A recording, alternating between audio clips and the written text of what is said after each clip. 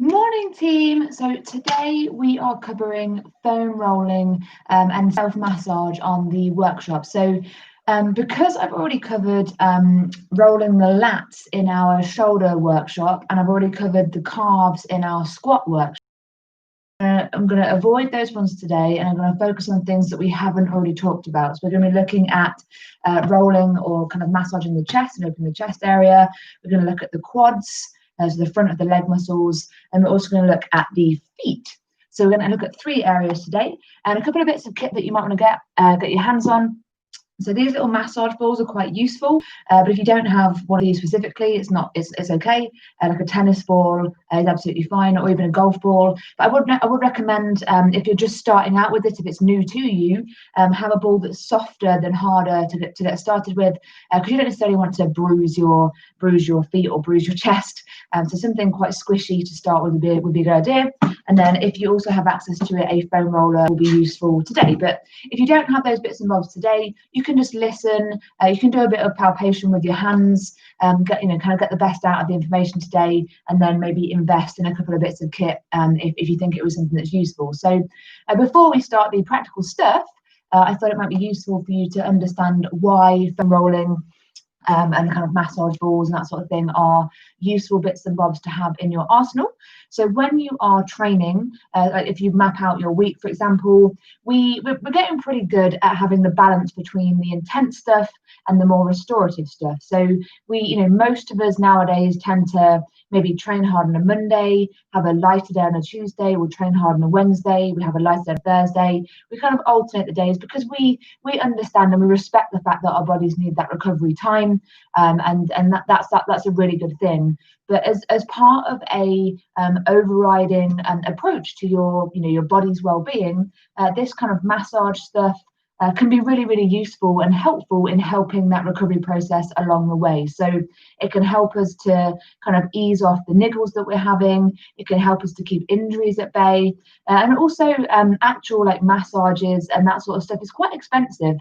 So if you can, bridge the gap between one massage to the next with a bit of work on yourself that you do in your own time, then you could maybe kind of extend the time between massages a little bit, and maybe not be paying so much toward that sort of thing. I mean, as far as I'm concerned, I'm a masseuse. I love massages, but I know that they can be quite expensive and you can't always justify it because it feels like a bit of a luxury. So if you can do a bit of work in your own time, then you can maybe space out the time a bit more, and get more out of your money almost. So that aside, give these things a go. A lot of these things are things that you could pop in whilst you're watching TV, in the adverts, or even just while you're waiting for the kettle to boil. The things that we're going to look at today, particularly with the little balls. If you have a few of these dotted around the house, you can really get into the feet, the chest, even into the neck sometimes. And they're really quick little tidbits that you can do to really keep your body ticking over throughout the day. So we are going to start with the feet. We'll start at the bottom and work our way up. So you will need a little ball, whether it's a golf ball, tennis ball, or hockey ball, or just a proper massage ball. Like I said, start with a squishier ball, start lighter and build up, because the bottoms of the feet can get bruised quite easily. And the last thing I want to happen to you today is that you're not able to walk for the rest of the day. So we always want to start light. And again, with everything that we do, whether it's yoga or training or this sort of stuff, I want to make sure that you're remembering that we don't push ourselves to the point of pain. If we're in pain, it's probably not helping. So we're going to push to an intensity that feels nice. And there's a fine line between that kind of pleasurable feeling where you're doing some good, versus the pain where it's probably not doing very much good at all. So grab hold of your ball, or just get the nearest thing that you have to one of these things. Make sure you've got enough space around you. If your balance is a little bit iffy, you may want to just touch the wall or hold on to something like your sofa, just in case you feel a bit woozy. So we're going to take the ball and we're going to put it on the bottom of the left foot here. And we're just going to start by slowly and gently rolling the foot over the ball. So from just kind of below the toes where the ball of the foot is, we're going to roll it all the way along the arch, all the way to the heel and back down to the front. So just do that a few times. And as you're doing this, you can start to pick up on any areas that might be feeling a little bit stiff or tight. So at the moment, as I roll through, and I would recommend rolling slightly down the inside as well, and also down the outside. Just do a few of the rolls to make sure that you can get a feel for what your foot is, what your foot is doing. And then when you hit a point where you think actually that's a bit tight, that's a bit sore, just gently apply a little bit more pressure, only to the point where it feels comfortable and safe. Maybe just hold it there for about 20 seconds. So this is quite a squishy ball. So what I'm going to do is swap for a slightly harder ball, kind of a bit more practice with this. And I actually do feel like I could use a good foot roll today. So as you're rolling up and down, again, if you find a little bit of tension in there, just gently apply pressure for 20 seconds. So I'm leaning my weight forward very slightly to add my body weight over the ball and over the foot. And it's getting me a really nice little release in the bottom of my foot there. And again, when the 20 seconds is up, you can start to roll again, and you might find another little area that you want to focus on. So I'm going down the outside of my foot now. I can put a little bit out there. So I'm going to pause at that point and just add a tiny bit more pressure and get the nice feeling of release in the bottom of the foot. So again, 15, 20 seconds on each of those spots, and then continue the rolling, and really make sure you do get through the middle arch, get right into the heel. Sometimes we can get a sore spot on the heel, and again, we want to just put a little more pressure in there and just make sure we're getting all those little tight bits out.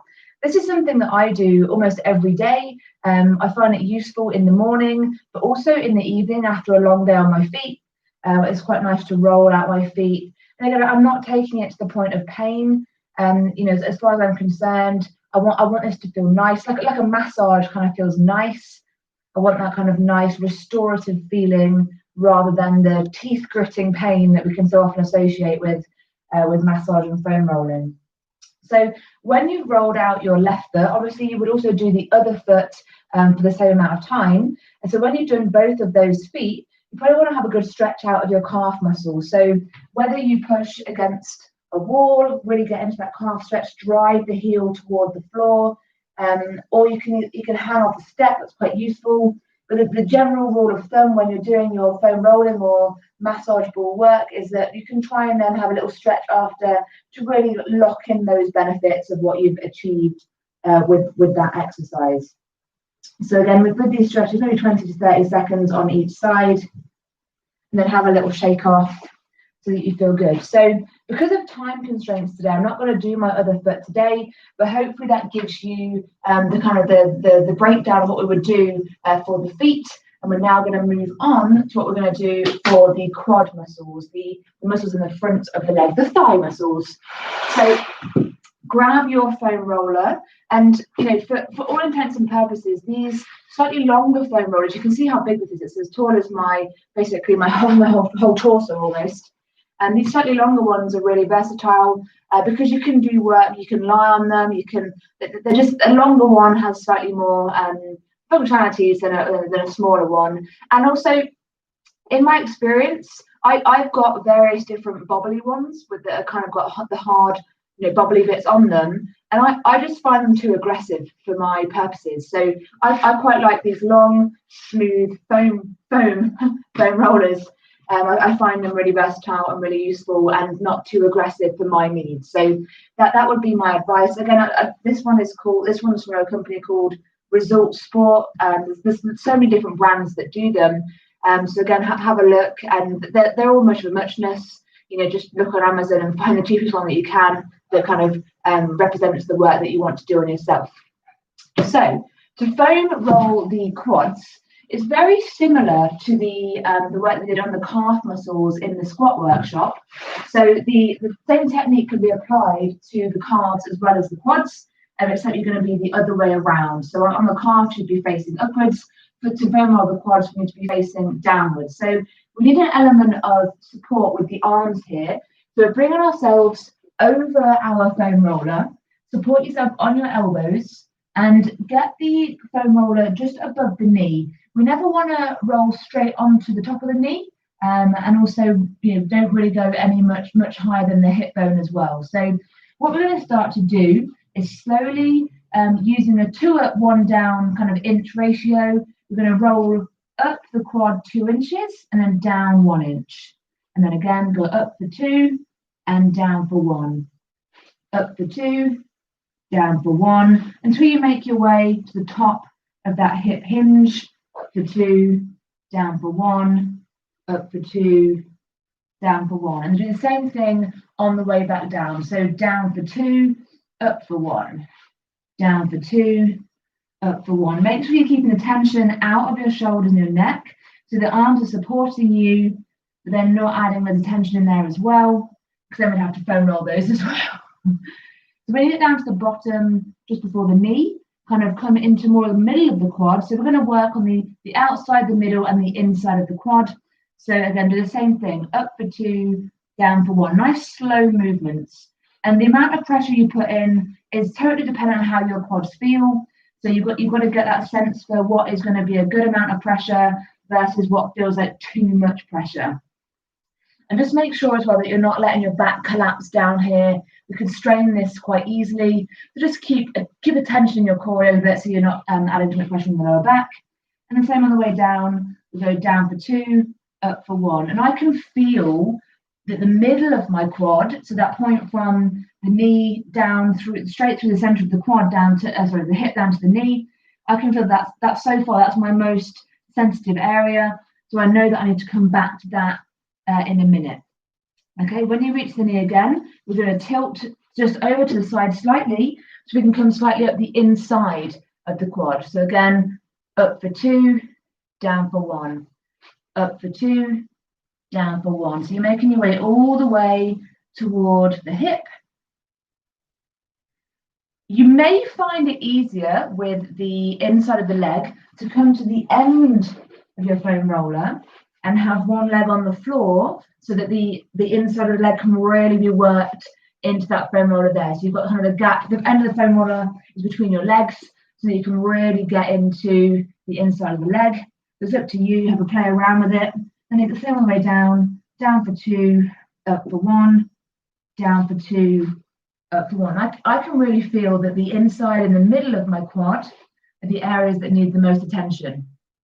So when you've done your roll up and down, the kind of the recce of the quad area, so you've gone up the outside, up for 2, down for 1, worked it all the way up and worked it all the way down, same for the middle and same for the inside.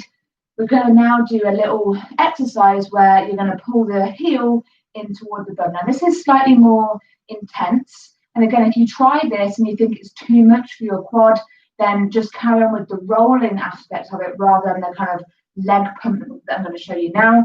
So just make sure that whatever thing that you're doing, it feels right for your body. We don't have to suffer through something incredibly painful to get a really good result with the foam roller. Obviously, with a physio or a masseuse, they might find an area that they need to kind of really work on a bit harder. But when you're applying things to yourself, don't go easy on yourself, because that wouldn't achieve the same thing either. But just be kind to your body and make sure that you are doing yourself a kindness and a benefit, rather than adding tension over the rest of your body, because you're tensing so hard because it hurts so much down here. So when you have, like with the feet, where we found those little sore points, when you know where your sore points are from that rolling you've done just before on your quad, we're then going to come back over and we're going to work up the line that had the sore points. So my middle line of my quad, I'm going to work up, I'm going to find the first sore spot, and I'm going to slowly draw my heel toward my bum and then lengthen it back out. I'm going to do that 4 times or 5 times, 4 or 5 times on each of the sore spots. There's a slow pull of the heel toward the bum and then an extension back out. So 2 more on that sore spot. Then I'm going to roll a little bit higher along the quad, find the next sore point. Do the same thing, slowly drawing the heel toward the bum. And for me, this is feeling nice. It's feeling intense, but it's not overly painful. I'm not clenching my jaw, not clenching my fists. I'm able to do this without adding tension into other parts of the body. Okay, I'm going to roll slightly higher up, find the next sore point, have a little jiggle around. You may have to move the angle slightly to find it. So I'm going to draw it in, So 4 or 5 of those pumps. So just working the muscle at different lengths with the tension applied to that sore point. And I'm going to now work at the inside of my legs. So then I'm going to shift over to the side so I can have that gap at the end of the foam roller between my legs. I'm going to find the sore point on the inner thigh. There, we've got one. And the same thing again. I'm going to go 1, 2, 3, 4. Really slow, really controlled. If it gets too painful, just take a bit of weight off the foam roller. Obviously, the more you release your weight into foam roller, the tougher these things are going to be. They're going to be more intense. I'm going to do one more point down the inside of the thigh. That's pretty painful there. So I'm going to take a bit of weight off. And again, just make sure I'm working at the right level where I'm getting a good benefit, but not compromising by grinding my teeth to stumps. Nice slow pumps of that heel and then release off. So one of the things you might feel is that I can feel that my muscles are getting quite hot in that area because it's almost like you have had a massage where you come out and feel like everything's a bit flushed. You know, I can feel that I've done some really good work in there, and that what I'm also going to ask you to do is to do the same on the other side. So I will do this later for myself, but again, because I've only got 10 minutes left, I want to get into the chest and show you what to do for this area as well. So yeah, always make sure you do both sides. And like we talked about with the feet, once you've rolled out your quad, you may want to do a little stretch after as well. So coming into the quad stretch, you can do this stretch either lying on your side, lying on your tummy, or standing up like this. Just make sure that you are gently bringing the knees together and then pushing the hips to the front. We don't want to have the bum out to the back here. Gently tuck in the bum and push the hips forward to get that stretch coming from hip down to the knee. So 20 to 30 seconds here, just loosening off the quad. Push the knee toward the floor, pull the heel toward the bum, and then shake off the legs. Okay, so we are going to come back to the massage ball now. So I'm going to come a bit closer to the screen so you can see. So the chest muscle, the one that comes across from the rib, the sternum in here, out toward the armpit. We've got mainly two muscles that come through here, the pec major and the pec minor, and they often get really tight, particularly if we do lots of typing, texting, driving, reading, or in the rest of the year apart from the last 2 days, we get really cold. So we have this kind of shortening and tightening of the chest muscles that can be really quite debilitating for the back. So what we want to be able to do is to open out the chest to allow the shoulders to relax back slightly, to open out the lungs, and also let the back relax. If we're really tight through here, it pulls the shoulders forward slightly. It is not always obvious enough just visually, but you'll be able to feel this, or you'll be able to kind of experience it when you do this foam rolling or this massaging. You may realize that you've got this tight chest, which is drawing the shoulders in, which is then putting a strain between the shoulder blades and through this area on the neck. So if you get lots of like muscle pattern back and neck pain, it may be that a bit of chest work can help to release that and relax these muscles, which might reduce the feeling that you're getting in your back and neck.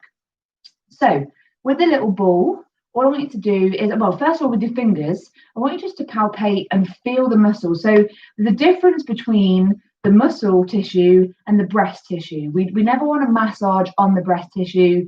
We want to be protecting that, even if that means you put one hand here so that you're always working above your hand.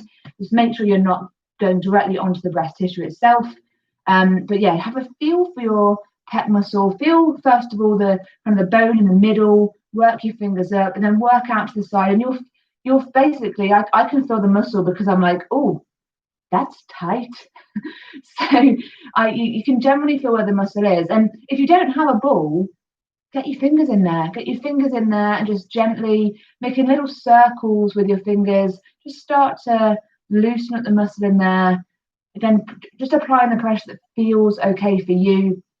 If you have a ball, you can start to do those small little circles, starting from the middle, working your way out across the chest toward the armpit. So the pec joins on out here. So we basically want to work along that pec, just applying what the pressure feels right, getting in to that muscle. Now, this might not feel like it's enough for you, and if it's not enough to just do it with your fingers or with the ball, we can apply the ball against a surface or a wall. So it's quite hard to do it on the floor because it's a bit awkward to get into that position. But if you have like a door frame or a part of your wall that you are happy to put a ball against, maybe not something you painted yesterday, something that you're okay with, maybe scuffing up a little bit, but just finding somewhere in the room where you can still see me. Yeah. So getting the ball into that pec area and just gently pushing it against the wall and just starting to roll over that ball from side to side, a little bit up and down. Again, just applying that pressure in there. It just gives you that extra little push. And just to give you a bit of live feedback on that, just by doing that extra little bit there, like putting the extra pressure in, using my body weight to push it into the wall, I managed to get a little release in my back. I kind of pumped my shoulders like this, my back went, and it wouldn't do that before because I think my chest was so tight that it was really locking everything into place. So just have a little practice with that. Obviously, you would do both sides, really work along into both pecs, fingers or ball against the wall if you need to. I'll definitely be doing this later because I've just realized in showing you all of this how tight I have become. So it's definitely a job for me to do later on today, a bit of self-care. So to finish off today's workshop, we just need to get into the chest stretch. So again, using a door frame or something that you can push against, you want to get your hand down to your elbow against that area and then open through the chest. So I'm gonna open my door and show you from over here. So a door frame is the perfect thing to use. Palm down to the elbow against the frame here. Step your foot through and then gently nudge your chest and this whole part of the body here through. So you can feel the stretch coming through the bicep into the chest to open out that area. So again, 20 to 30 seconds on each side. Really open that pec. Keep breathing. Really breathe into that space because you've got this nice open area now. The lungs are nice and open. 5 more seconds. I could stay here all day. It feels great. And release. So it may feel quite strange to you once you've stretched out your chest. It can feel like, oh my goodness, I didn't realize that I could actually have my arms that far back. But give these things a go. These are some of my favorite ones to massage. The feet, the quads, and the chest. They're so effective because they help to open out the front of the body. We so often focus on the back of the body. If we can open a bit through the pecs, through the hips, we can start to breathe more freely and just feel a bit more balanced overall. So that is all for today. If you want to look at the calf foam rolling or calf massage, that is in the squat technique workshop. And if you want to look at the massage for the lats, again, another really effective one, that is in the shoulder mobility workshop. So check those out. If you have any questions, let me know, and I will see you next week for the next workshop, which I haven't decided yet on what it'll be on. So if you've got any things that you want me to look at, let me know, and I can design that workshop around what you need. I'll see you soon.